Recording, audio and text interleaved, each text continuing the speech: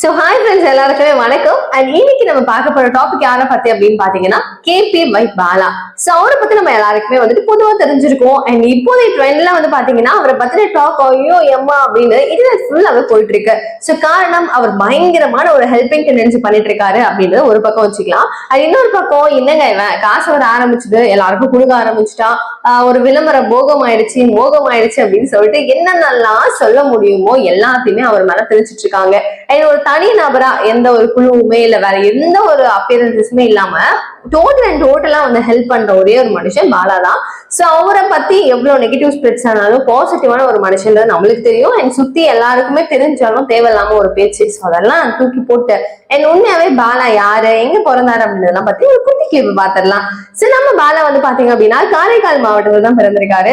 ஏன்னா அவருடைய வயசு கரெக்டா வந்துட்டு 29 and 1995 தான் பிறந்திருக்காரு அப்படின்னு சொல்லப்படுது. அண்ட் இவர் வந்து பாத்தீங்க அப்படின்னா ஸ்டார்டிங்ல வந்துட்டு அது இது அப்படின்ற இந்த ஷோல வந்து வந்ததாகவும் அமுதவனன் தான் அவருடைய பேர் படி நடிச்சதாகவும் சொல்லப்படுது.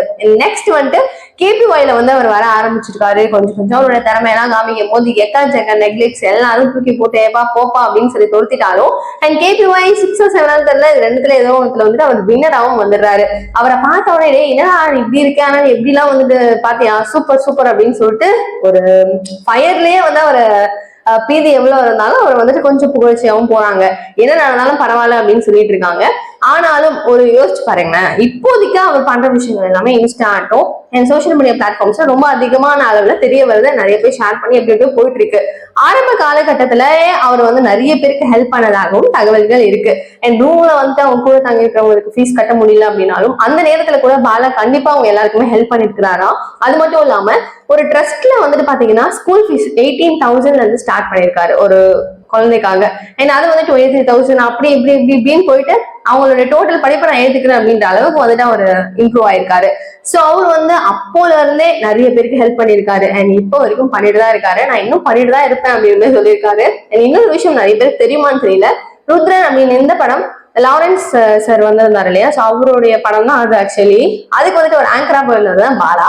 சோ அந்த நேரத்துலப்பா நீ பண்ற வேலைகள்லாம் வந்து பெரிய அளவுல பேசப்படுறது ரொம்ப சந்தோஷமா இருக்கு. நானும் ஒரு ட்ரஸ்ட் வச்சு நடத்திட்டு இருக்கேன், உங்களுக்கு கண்டிப்பா தெரிஞ்சிருக்கும்.